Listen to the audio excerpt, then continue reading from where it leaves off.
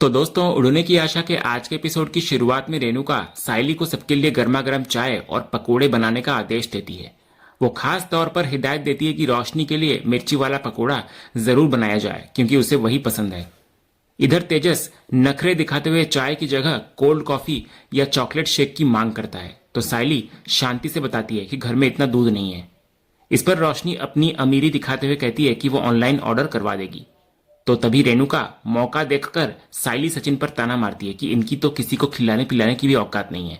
तभी रेणुका के इन तानों पर सचिन तुरंत पलटवार करता है। वो जानबूझकर सबके सामने साइली को मीनाक्षी मैडम वाले 275 फ्लैट्स के प्रोजेक्ट की याद दिलाता है। सचिन पूरा कैलकुलेशन करते हुए कहता है कि अगर साइली रोज एक कमरे का काम करे तो वो रोजाना लगभग 6,800 रुपए कमाएगी, साल भर में 24 लाख से ज्यादा, और अगर यही काम 5 साल करे तो 1.25 करोड़ रुपए कमा सकती है। इधर रिया और आकाश भी सचिन की इस बात का समर्थन करते हुए इस बड़े प्रॉफिट मार्जिन की तारीफ करते हैं। तभी प्रॉफिट का आंकड़ा बताने के बाद सचिन सीधे रेणुका और रोशनी की तरफ तीखी नजरों से देखता है। वो कहता है कि कुछ लोग उसे और साइली को बहुत हल्के में लेते हैं, लेकिन जब ऐसे बड़े प्रॉफिट सामने आते हैं तो सबकी बोलती बंद हो जाती है।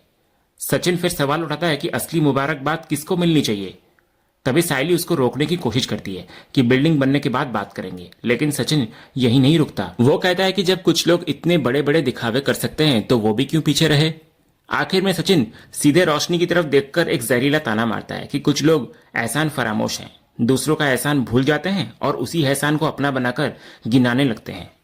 अगले सीन में सचिन किचन में साइली के पास आता है और अपनी भड़ास निकालता है। वो कहता है कि उसे सबसे ज्यादा बुरा लगता है जब मतलबी लोग एहसान भूल जाते हैं। यही बात वो कल रात भी कह रहा था। तो साइली शांति से समझाती है कि उसने कोई वाहवाही बटोरने के लिए ये काम नहीं किया था, लेकिन सचिन को ये बात हजम नहीं होती कि कोई और दूसरे के एहसान पर वाहवाही बटोरे।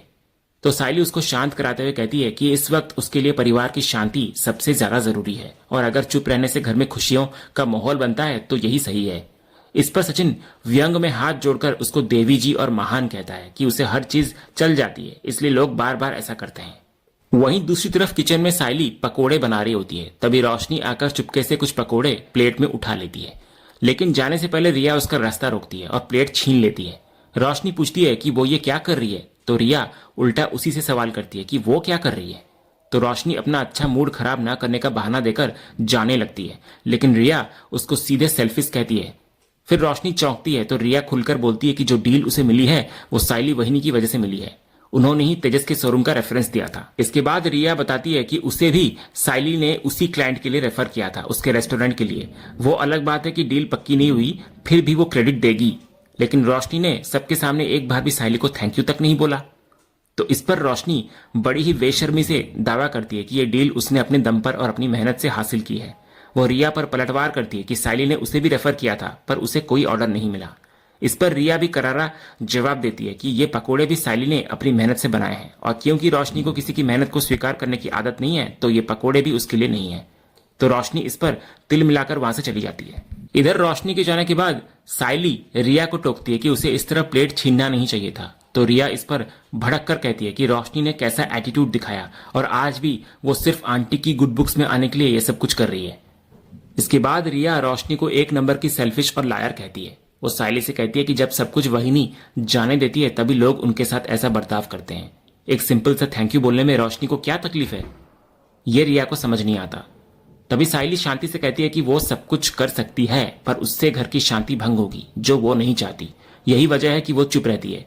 इधर रोशनी बाहर खड़ी ये सारी बातें सुन रही होती है। तभी उसका फोन बजता है और कॉल उठाते ही वो कुछ ऐसा सुनती है जिससे वो अचानक से चौंक जाती है। दूसरे सीन में रोशनी रात को अपनी आई सुप्रिया के घर पहुंचती है। इधर सुप्रिया घबराकर बता रही होती है कि क्रिश के स्कूल से फोन आया था और क्रिश पढ़ाई में बाकी बच्चों से पीछे छूट रहा है। तो रोशनी इस पर गुस्सा होती है कि इतनी छोटी सी बात के लिए रात को इमरजेंसी बोलकर बुला लिया, लेकिन सुप्रिया कहती है कि यह क्रिश के भविष्य से जुड़ा है। तो रोशनी उसको शांत कराते हुए समझाती है कि क्रिश 5वीं क्लास में है लेकिन उसकी नॉलेज 3री कक्षा की है, तो इसे लर्निंग गैप कहते हैं जो कई बच्चों में होता है। रोशनी बताती है कि स्कूल में पीएनजी शिक्षा प्रोग्राम आ रहा है जो 20 सालों से 1 करोड़ से ज्यादा बच्चों की यह समस्या दूर करने में हेल्प कर रहा है। तभी इतने में क्रिश बाहर आता है और अपनी आई को देखकर खुशी से उसके गले लग जाता है। रोशनी उसका हालचाल पूछती है तो क्रिश कहता है कि वो ठीक है और अपनी आई को देखकर और भी खुश हो गया। इसके बाद क्रिश रोशनी से एक हेल्प मांगता है कि इंग्लिश मैडम ने फादर पर ऐसे लिखने को दिया है, लेकिन वो अपने पिता को जानता ही नहीं। वो फिर पूछता है कि क्या वो तेजस का नाम लिख सकता है, क्योंकि वो उसके आय के पति हैं, तो उस हिसाब से उसके पापा हुए।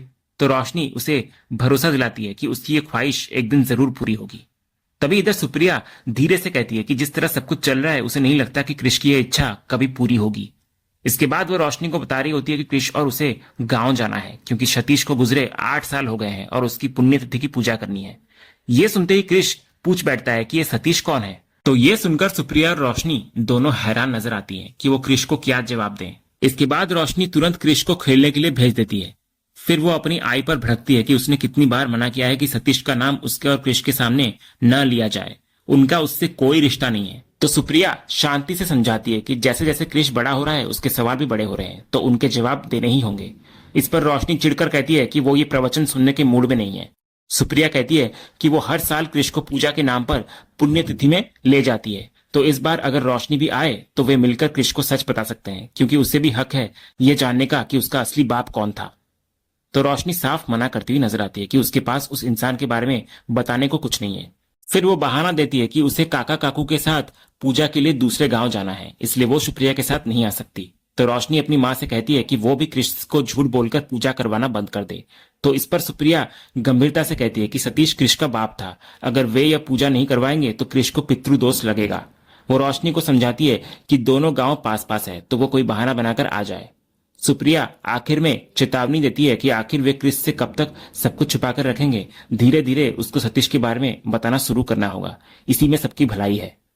अगली सुबह पूरा परिवार गांव जाने के लिए तैयार होता है। इधर रेणुका मंदिर में बप्पा से प्रार्थना करती है कि वे आने वाली आपदा से उनके परिवार की रक्षा करें। उसके मन में एक अनजाना सा डर बैठा होता है। इसके बाद सब लोग 2 गाड़ियों में बैठकर सफर शुरू करते हैं। सचिन की गाड़ी में साइली, रिया और आकाश होते हैं, वहीं तेजस की गाड़ी में रोशनी, रेणुका और परेश होते हैं। जैसे ही सफर शुरू होता है, घर पर रखी परिवार की तस्वीर का फ्रेम अचानक गिरकर टूट जाता है, जो एक अपशगुन का प्रतीक होता है। दूसरी तरफ जहां रेणुका पूजा की तैयारियों और गर्मी को लेकर चिंतित होती है, वहीं रोशनी इस दुविधा में फंसी होती है कि एक ही समय पर 2 अलग अलग पूजा वो कैसे संभालेगी, जैसा कि सुप्रिया ने उसे करने को कहा था। फिर कुछ दूर जाने पर दोनों गाड़ियां रहस्यमय तरीके से बीच रास्ते में बंद पड़ जाती है। तभी अचानक दोनों गाड़ियों पर कोई पत्थर फेंकने लगता है, तो रेणुका इस पर घबराने लगती है। परेश भी हैरान होता है कि ऐसा पहले कभी नहीं हुआ। सचिन गुस्से में गाड़ी से उतरकर चिल्लाता है कि कौन है, सामने आए। फिर सब लोग गाड़ियों से उतर जाते हैं। इधर बाहर तेज हवाएं चल रही होती है। सचिन और तेजस जब नीचे गिरा पत्थर उठाते हैं तो देखते हैं कि उस पर सिंदूर लगा हुआ है। रिया हैरान होकर पूछती है कि कोई सिंदूर वाला पत्थर क्यों फेंकेगा, तो रेणुका कहती है कि यह अच्छा संकेत नहीं है। तभी एक भयानक आवाज गूंजती है कि रास्ता भले ही कच्चा है, पर आज रंग सिंदूरी है, अतीत का साया तूफान बनकर आया है। सब घबरा जाते हैं। सचिन चिल्लाकर पूछता है कि कौन है, सामने आए। तो दोबारा आवाज आती है कि जब बाहर आएगा तो सबको बाहर ले जाएगा, रास्ता मोड़ लो वरना 7 श्राप बन जाएगा। तो तभी रोशनी को परेश की वो बात याद आने लगती है कि परिवार में कोई छिपा हुआ सच है जो रिश्ते बदल सकता है। इसके बाद सचिन परेश को कहता है कि उसे लगता है कोई उन्हें डराने का नाटक कर रहा है।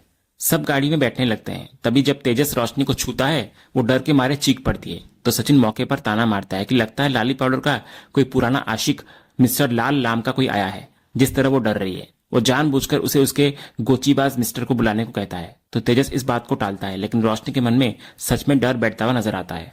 फिर गाड़ी स्टार्ट होने के बाद वे लोग आगे बढ़ते हैं, लेकिन कुछ ही दूर जाकर रेणुका गाड़ी को रुकवा देती है। सड़क पर एक बड़ा सा लाल चक्र बना होता है, जिसके अंदर काले कपड़े में लिपटी 2 मटकियां रखी होती है।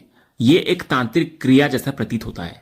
ये दृश्य देखकर सभी के होश उड़ जाते हैं और रेणुका इसे स्पष्ट रूप से एक अपशगुन बताती है और सबको इससे दूर रहने के लिए कहती है। वहीं दूसरी तरफ इस मटकी को देखकर रोशनी की हालत सबसे ज्यादा खराब होती है। उसे अपने सपने की याद आती है जिसमें सतीश उसे कली कहकर पुकार रहा था। ये सब सोचकर वो पसीने से तरबतर हो जाती है और उसका डर अपने चरम पर पहुंच जाता है।